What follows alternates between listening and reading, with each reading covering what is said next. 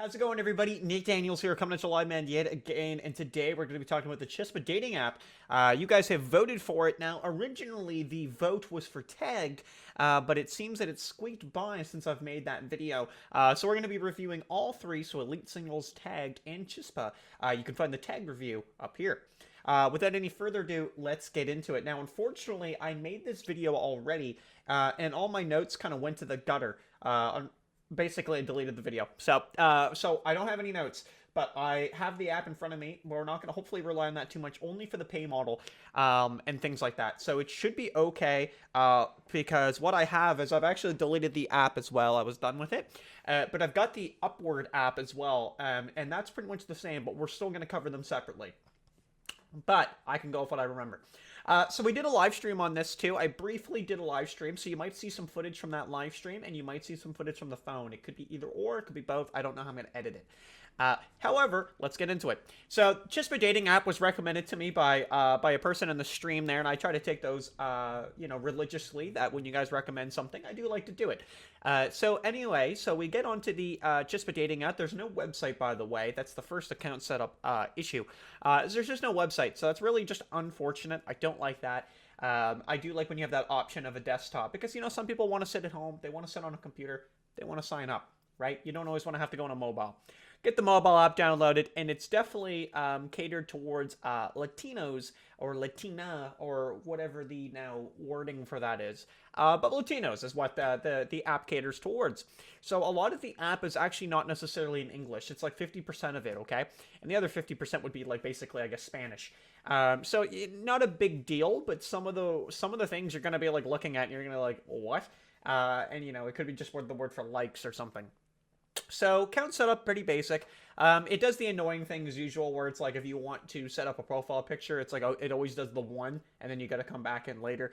Profile setup isn't much either. There's not much going on in there. You can put like your prompts and stuff like that, audio message. So it does everything that like every app kind of should do, or every site should do.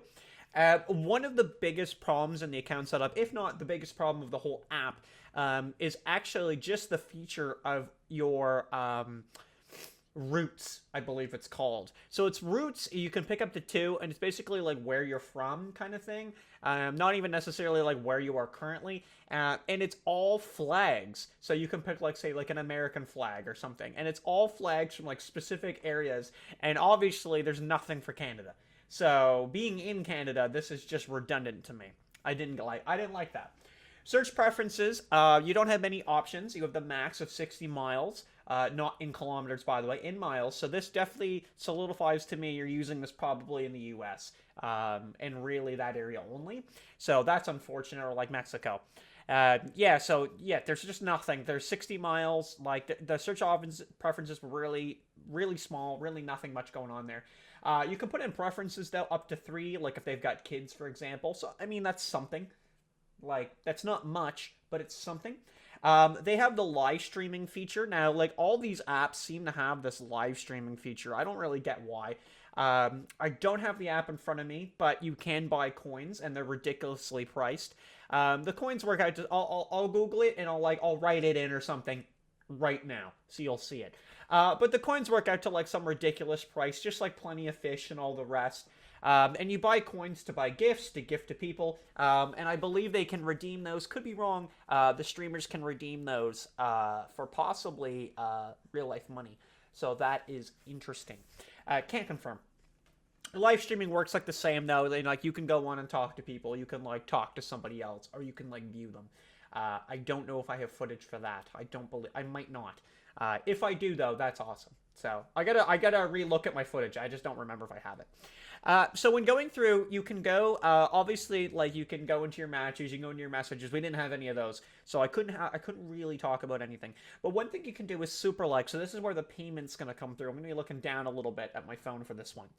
So you can do a super like, but I believe they call them chispas. You can just send chispas.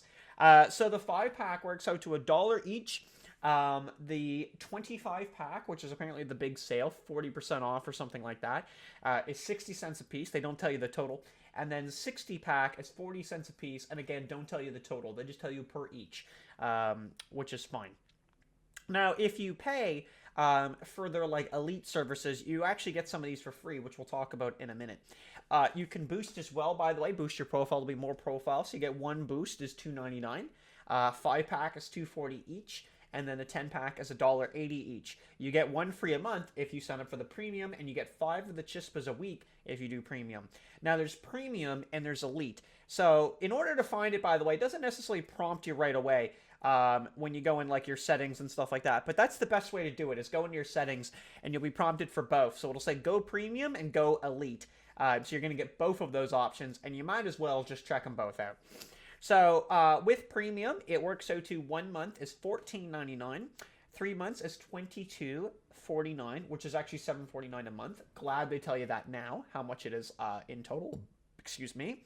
And then $35.99 is for 6 months, works out to about $5.99 a month. In those features of premium, by the way, so obviously elite and premium have different features. It says increase your odds because you get the 5 free super likes. You get to be more visible. You get a boost per month. You give yourself a second chance, which means you get a rewind feature. You can like without limits, so unlimited likes. Eliminate distractions, which means there's no ads. Ads usually just come up in this app, by the way, when you're swiping. So not anywhere else on the screen, just in that, and you can say no to the ad. If you say yes to it, I think it takes you to the product or something. Elite is a little different, so let's talk about Elite. You can see who's liked you. We'll talk about the money in a second. You can see who's liked you. You get the 5 super likes. The same. You get a free boost every month. You get the undo, you get the unlimited likes, and you get no ads. That's literally the difference of those two. There's not a whole lot of difference, as you can tell. 1 month works out to $29.99. 3 months is $44.99, which works to $14.99 a month, and then $71.99 for 6 months, which is actually $11.99 a month. Again, the elite difference is really nothing, in my opinion. There's almost no point in taking the elite service. It doesn't make any sense to me anyway. I don't see that as a feature that I would pay for. That's funny enough, by the way, too. There's an option in settings to turn off ads, and you can't actually turn them off. So, like, unless you pay, because as soon as you do that, you're screwed, right? So overall, like, kind of thoughts on the app. I didn't really get very far with it. Like, I mean, some of the features are, I guess, like, interesting in the profile. Like, you can, like I said, you can do the prompts. You can put a sticker.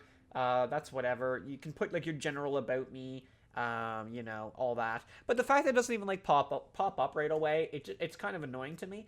Yeah, like, I really like when it comes up. Like, like Tinder or Bumble or something. It prompts you right away. And that's how it should be. That's really how it should be. It should be right away, and you go right into it. Sorry, I'm just looking up reviews here. Anyway, so yeah, so overall though, I didn't get anything out of it. But I think that was kind of self-explanatory with how it was going with the routes, where it's like you got to be basically US based. I guess like running like a VPN or something would be an idea, but for like a Canadian user, there's probably no point, to be quite honest. So the reviews, I normally go to SiteJabber, but they're not really on there, so I'm going to go to the Google Play here, and we're just going to read right off the top. Looks like at the most recent reviews we can find. So we got the first one here. Why is there persistent useless notification saying new activity?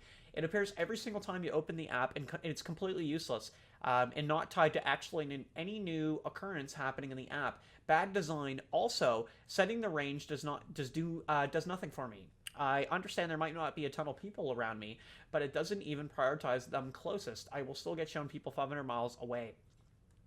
We got Chuck Knotts.